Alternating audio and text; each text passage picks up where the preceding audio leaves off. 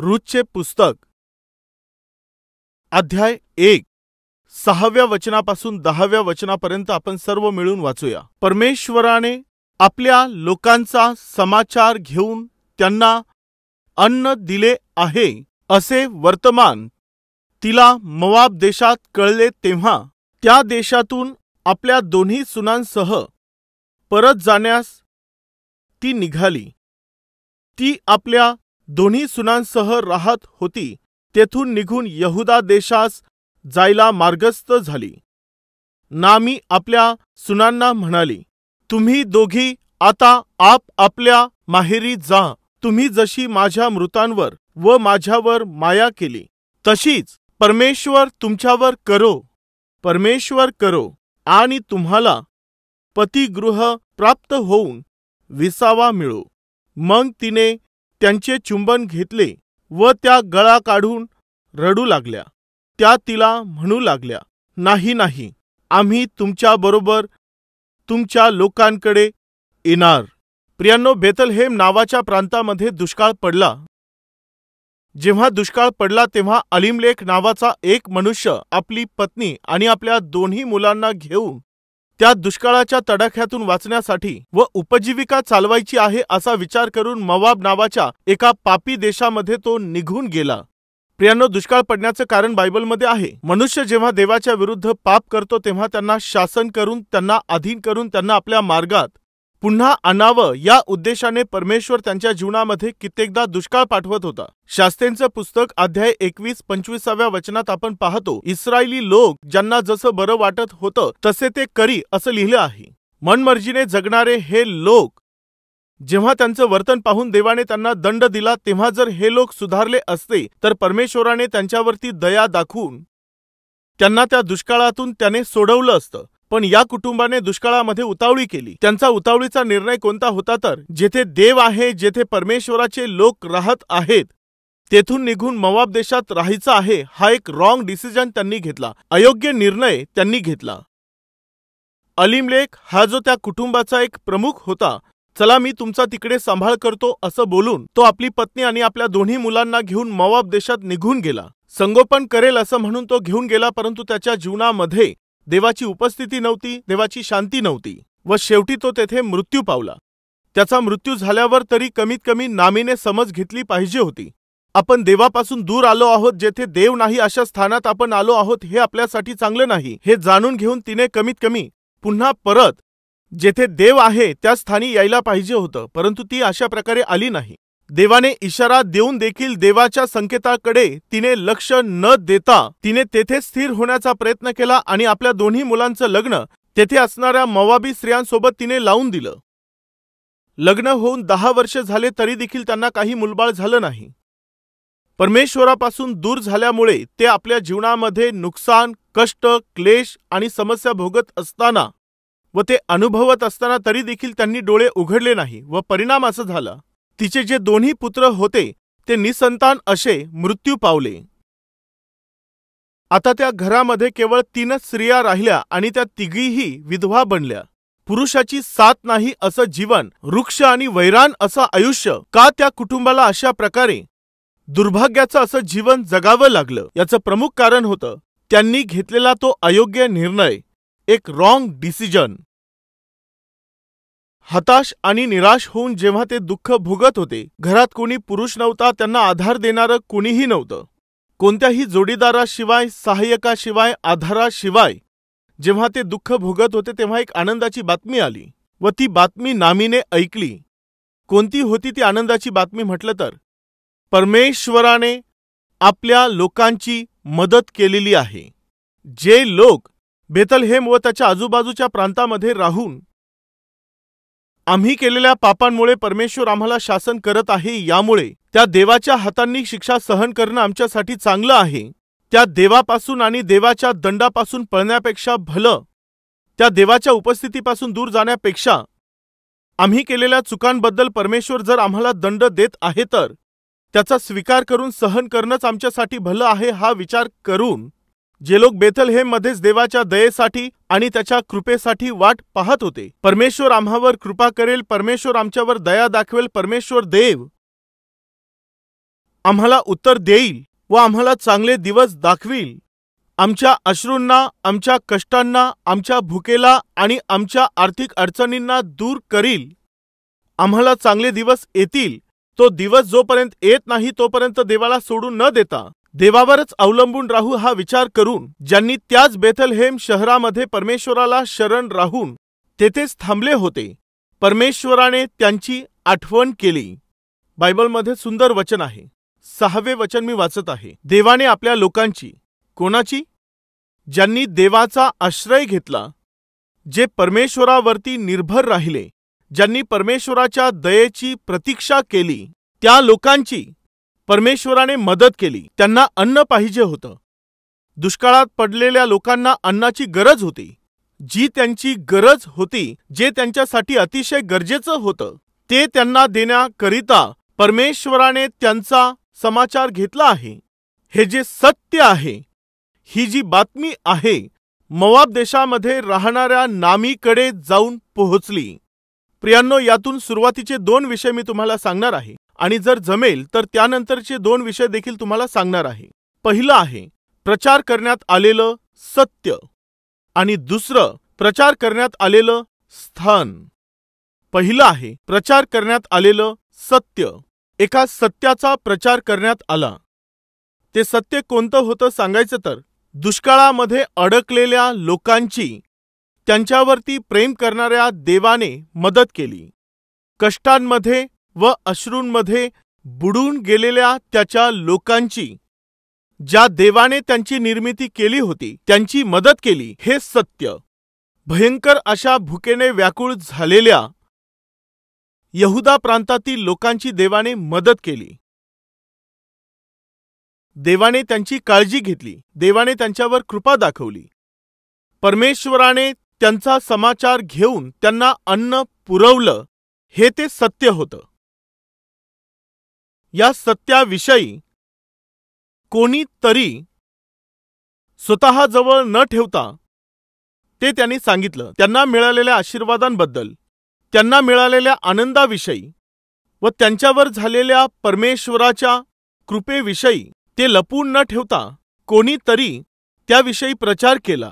पाहिलत का परमेश्वराने काय केलं? आम्ही चूक केली, यामुळे परमेश्वराने आम्हाला शिक्षा केली.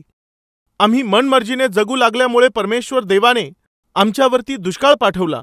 परंतु जेव्हा आम्ही देवाला शरण गेलो आणि क्षमा मागितली, देवाने आम्हावर दया दाखवली व त्या दुष्काळामधून परमेश्वराने आम्हाला सोडवलं. त्या भयंकर विपत्तीमधून देवाने आमच्यावर दया दाखवून आम्हाला बाहेर काढलं व तो परमेश्वर आता आम्हाला समृद्धीने अन्न पुरवत आहे. आज आम्ही सुख समाधानामध्ये राहत आहोत, समृद्धीमध्ये राहत आहोत. अन्नधान्य आमच्याकडे भरपूर आहे. याचं कारण म्हणजे ज्याच्यावर आम्ही विश्वास ठेवला तो आम्हाला पुरवत आहे. ही ती आनंदाची बातमी होती. हे ते सत्य होतं. हे जे सत्य होतं, कोणीतरी जबाबदार व्यक्तींनी ते ज्या सत्याचा अनुभव घेत होते ते लपून न ठेवता त्याविषयी त्यांनी सांगत गेले. त्यांच्या आयुष्यात त्यांचं जे भलं झालं ते केवळ अनुभव घेऊन विसरून न जाता त्याविषयी ते लोकांना सांगू लागले. अशा प्रकारे त्यांनी इतरांना ते सांगितलं. यामुळे त्याविषयीची बातमी कोणापर्यंत जाऊन पोहोचली? मोआब देशामध्ये राहणाऱ्या नामीपर्यंत ती बातमी जाऊन पोहोचली. ती कोणती होती? परमेश्वराने आपल्या लोकांचा समाचार घेतला आहे. परमेश्वराने आपल्या लोकांना अन्न दिले आहे. दुष्काळातून त्याने त्यांना बाहेर काढलं. अशा प्रकारचं हे सत्य लपून न ठेवता काही लोकांनी ते सांगितलं. यामुळे त्याचा प्रचार केल्यामुळे मोआब देशामध्ये राहत असणाऱ्या त्या नामीला ते समजलं. प्रिय भाऊ आणि बहिणींनो, देवाने तुमच्या जीवनात मदत केली आहे का? देवाने तुमच्या जीवनांना सुधारलं आहे का? तुमच्या पापी सवयींमधून, पापी स्वभावामधून तुम्हाला त्याने सोडवलं आहे का? त्या वाईट सवयींमधून परमेश्वराने तुम्हाला मुक्त केलं आहे का? अशांतीने भरलेल्या तुमच्या कुटुंबाला परमेश्वर देवाने शांतीने भरलेलं आहे का? असाध्य रोगांनी त्रस्त झालेल्या तुम्हाला देवाने आरोग्य दिलेलं आहे का? जेव्हा तुमचे मुलं बिघडत चाललेले होते तेव्हा परमेश्वराने तुमची प्रार्थना ऐकून तुमच्या मुलांना पूर्णपणे बदललं आहे का? मग तुम्ही शांत कसे राहू शकता? परमेश्वराने केलेलं चांगुलपण तुम्ही प्राप्त करून त्याविषयी कोणाला न सांगता तुम्ही गप्प कसे राहू शकता? 12 वर्षापासून रक्तस्रावाचा त्रास असणारी स्त्री, तिने बरेचसे प्रयत्न केले होते, बऱ्याच डॉक्टरांकडे गेली होती, बराचसा पैसा तिने खर्च केला होता, परंतु तरीही तिला आरोग्य मिळालेलं नव्हतं. ती तिच्या जीवनावरती निराश झालेली होती. जगण्याची आशा तिने गमावलेली होती. आता मी मरून गेलेलं बरं आहे अशा स्थितीत ती पोहोचलेली होती. अशा त्या वेळेमध्ये तिला कोणीतरी सांगितलं, प्रभू येशू ख्रिस्त जो जगाचा तारणारा आहे तो आपल्या गावात आलेला आहे. तू एकदा जाऊन त्याला भेट. एकदा जाऊन तू तुझी समस्या त्याला सांग. कोणतीही समस्या असली तरी त्याचा उपाय येशू ख्रिस्ताकडे आहे. कोणत्याही प्रकारच्या रोगाला तो येशू बरा करू शकतो. कोणत्याही प्रकारे निराशेने भरलेल्या जीवनांना तो येशू आशेने भरू शकतो. एकदा तू त्या ख्रिस्ताकडे जाऊन पहा. 12 वर्षापासून तू अनेकशा जागेंमध्ये गेली, आपल्या समस्या तू अनेक लोकांना सांगितल्यास, अनेक प्रयत्न तू केलेस, अनेक डॉक्टरांकडे तू गेली, वेगवेगळ्या औषधांचा उपयोग तू केलास, पण आता एकदा तू त्या येशूकडे जाऊन पहा. कोणीतरी तिला सांगितलं. ते शब्द ऐकून रक्तस्रावाच्या त्रासाने ग्रसित असलेली ती स्त्री जेव्हा येशू ख्रिस्त तिच्या गावात त्या प्रांतात आला, मला प्रभूला भेटायचं आहे आणि जाऊन त्याला माझी समस्या सांगायची आहे असं तिने ठरवलं. पण अनेक लोकांनी येशू ख्रिस्ताच्या भोवती गर्दी केलेली होती. यामुळे जेव्हा तिने येशूच्या चेहऱ्याकडे पाहिलं, माहिती नाही तिच्यात विश्वास उत्पन्न झाला. हा महान प्रभू दयेचा सागर आहे. जगाचं तारण करणारा, अद्भुत तारणारा आहे. दया करणारा सामर्थी परमेश्वर आहे. त्याच्या समोर जाऊन मी माझी समस्या त्याला सांगू शकत नाही, परंतु मी त्याच्या वस्त्रांच्या गोंड्याला जरी स्पर्श केला तरी मी बरी होऊन जाईल, हा विश्वास तिने ठेवला. तिने विश्वास ठेवला आणि उशीर न करता ती हळूच गेली आणि येशूच्या वस्त्रांना ती शिवली. जसंच येशूच्या वस्त्रांच्या गोंड्याला तिने स्पर्श केला, 12 वर्षापासून रक्तस्रावाच्या त्या आजारापासून 1 मिनिटामध्ये तिला सुटका मिळाली व अद्भुत कार्य घडलं. 12 वर्षापासून जी समस्या तिला होती, 12 वर्षापासून जी समस्या तिचा पाठलाग करत होती, 12 वर्षापासून ज्या समस्येने तिची झोप उडवलेली होती, त्या समस्येला परमेश्वराने 1 मिनिटातच तिच्या जीवनातून दूर केलं. असू शकतं की आज तुम्ही एखाद्या समस्येला तोंड देत असाल. अनेक वर्षांपासून तुम्ही त्या समस्येचा सामना करत असाल. अनेक लोकांना सांगून देखील तुमची ती समस्या दूर झाली नाही. त्या समस्येमुळे तुम्ही दुःखामध्ये आहात. अशा प्रकारे अनेक वर्षांपासून त्या समस्येमुळे तुम्ही तळमळत असाल. प्रिय भाऊ आणि बहिणींनो, तुमच्यासाठी आनंदाची बातमी आहे. तुमची समस्या कितीही भयंकर असेल, ती कितीही जुनी समस्या असेल, ती अनेक वर्षांपासून तुमच्या जीवनात असेल, परंतु माझा प्रभू एका क्षणामध्येच त्या समस्येचं समाधान करू शकणारा आहे. जर तुम्ही त्या देवाला भेटाल तर, त्याच्या उपस्थितीमध्ये आपली समस्या त्याला सांगाल तर, तो तुमची समस्या दूर करेल. 12 वर्षांपासून जिची समस्या कुणी दूर करत नव्हतं, असाध्य रोगाने ग्रस्त असलेली ही स्त्री जेव्हा ती येशूकडे गेली तेव्हा येशूने अद्भुत रीतीने तिला बरं केलं. त्याने तिला मोफत बरं केलं. कोणतीही अपेक्षा न बाळगता बरं केलं. जसंच तिला ते आरोग्य प्राप्त झालं, ते आरोग्य तिला प्राप्त झाल्यानंतर तिने एक चूक केली. कोणती माहीत आहे? तिला आरोग्य मिळाल्याविषयी तिने आभार मानून येशूला त्याविषयी सांगितलं नाही आणि आपल्या आजूबाजूच्या लोकांना साक्ष देखील तिने दिली नाही. ती गुप्तपणे आली. गुप्तपणे ती येशूच्या वस्त्रांना शिवली व ती बरी देखील झाली. चला, बरं झालं, जे मला पाहिजे होतं ते मला मिळालं, माझ्यासाठी एवढं पुरेसं आहे, हा विचार करत गुप्तपणे जाऊ लागली. जेव्हा ती जाऊ लागली तेव्हा येशूने म्हटलं, कोणीतरी मला स्पर्श केला आहे. माझ्या वस्त्रांना कोण शिवलेलं आहे? येशूला माहीत होतं की काय घडलेलं आहे. तेव्हा लगेच त्या स्त्रीला समजून आलं की येशूला आता हे समजलेलं आहे. मी त्याच्या वस्त्रांना स्पर्श केलेला आहे आणि मी बरी झालेली आहे. आता मी हे गुप्त ठेवू शकत नाही. हे जाणून घेऊन ती पुढे आली. प्रभूजी, ती मीच आहे. मीच तुझ्या वस्त्रांना स्पर्श केला. तू का स्पर्श केला सांग. काय झालं होतं ते सांग. मला 12 वर्षापासून रक्तस्रावाचा आजार होता. त्यावर मी माझा सर्व पैसा खर्च केला. अनेकशा वैद्यांकडे मी गेले, अनेकशे उपचार मी त्यांच्याकडून घेतले, अनेक औषधं घेतले, अनेक लोकांना भेटले, पण आजार बरा झाला नाही. माझ्या हातात 1 रुपया शिल्लक राहिला नाही. अशा स्थितीत मी तुझ्याकडे आले. ही माझ्यासाठी आता शेवटची संधी होती आणि हा शेवटचा प्रयत्न होता. मी तुझ्याकडे आले. प्रभू, तू अद्भुत कार्य केलंस. मी तुझ्या वस्त्रांना स्पर्श केल्याबरोबर लगेच मी बरी झाले. प्रियांनो, लक्ष देऊन ऐका. बरी झाली होती त्या स्त्रीने काय केलं माहीत आहे? कोणाला काहीच न सांगता निघून जाण्याचा विचार तिने केला. ती तिची सवय होती. पण येशू काय करतो माहीत आहे? ज्याच्या जीवनामध्ये भलं केलेलं आहे त्या व्यक्तीला तो गप्प राहू देत नाही. देवाकडून ज्याला आशीर्वाद मिळाले आहे, देवाने ज्याचं भलं केलेलं आहे, त्यांनी गप्प राहता कामा नये. सांगत चला. तुमच्या जीवनात काय घडलेलं आहे ते सांगा. तुमच्या जीवनात कसं अद्भुत कार्य घडलं, तुमच्या जीवनात कोणता बदल झाला, देवाने तुम्हाला कसं बदललं हे सांगा. प्रियांनो, बेथलहेम येथील लोक पोटभर अन्न मिळाल्यानंतर जर ते गप्प राहिले असते तर देवाने केलेल्या अद्भुत कार्याविषयी मोआब देशात राहणाऱ्या नामीला ते ऐकता आलं असतं का? आलं असतं का? ऐकता आलं नसतं. आज हे वचन ऐकणाऱ्या भाऊ आणि बहिणींनो, जीवनाला बदलणारा परमेश्वर आहे व तो प्रभू येशू ख्रिस्त आहे.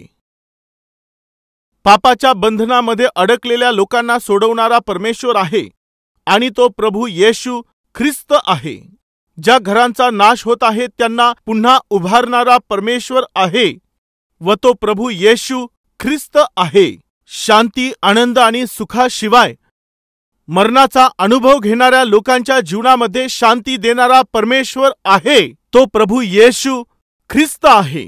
या विषयाबद्दल, सत्याबद्दल, या वास्तविकतेबद्दल तुम्हाला माहिती आहे. मग तुम्ही शांत कसे राहाल? राजेंचे दुसरे पुस्तक अध्याय 7 9 वचन पहा. मग ते आपसांत म्हणू लागले, आपण करत आहोत ते बरे नाही. आज शुभवार्ता कळवण्याचा दिवस आहे. आज शुभवार्ता कळवण्याचा दिवस आहे. काय म्हटलं आहे? शुभवर्तमान कळवण्याचा दिवस आहे. पण आपण गप्प बसलो आहोत. सकाळ होईपर्यंत आपण थांबलो तर आपल्याला शासन होईल. तर चला आपण राजवाड्यात जाऊन हे कळवू. तर चला आपण राजवाड्यात जाऊन हे कळवू. भयंकर संकटात सापडलेल्या लोकांच्या जीवनामध्ये एक अद्भुत असं कार्य घडलं. काय घडलं होतं ते नंतर तुम्ही वाचा. त्यांच्या समोर त्यांना मोठी संपत्ती दिसून आली. त्यांच्या समोर जेवढी पाहिजे तेवढी संपत्ती पाहिली तेव्हा ती पाहून ते लोक बोलू लागले, अरे, हा शुभवार्ता सांगण्याचा दिवस आहे. अडचणीमध्ये सापडलेल्या आपल्याला त्या अडचणीतून बाहेर काढेल एवढी संपत्ती सापडली आहे. हे न सांगता आपण गप्प कसे राहू शकतो? जर आपण गप्प राहिलो तर निश्चित त्याचं शासन आपल्याला होईल. आज शुभवार्ता सांगण्याचा दिवस आहे. हा शुभवार्ता सांगण्याचा आजचा दिवस आहे. मग आपण गप्प कसं राहावं? प्रिय भाऊ आणि बहिणींनो, तुम्ही गप्प कसे राहू शकता? तुम्हाला सुवार्तेविषयी माहिती आहे, ख्रिस्ताविषयी माहिती आहे. तुम्ही गप्प कसे राहाल? तुमचं तारण करणाऱ्या देवाविषयी न सांगता तुम्ही गप्प कसे राहू शकता? तुमच्या जुन्या आणि घाणेरड्या जीवनापासून सोडवून ज्या देवाने तुम्हाला नवीन जीवन दिलं त्याविषयी सांगितल्याशिवाय तुम्ही गप्प कसे राहता? ते बोलले, हा शुभवार्तेचा दिवस आहे. आपण गप्प कसं राहावं? जर आपण गप्प राहिलो तर उद्याच्या दिवशी आपल्याला निश्चित शासन होईल. प्रियांनो, ख्रिस्ताच्या शुभवार्तेबद्दल आपल्याला माहिती असून देखील आपण जर सांगितलं नाही तर ते आपल्या करिता चांगलं नाही. प्रिय भावांनो आणि बहिणींनो, तुम्हाला गप्प राहून चालणार नाही.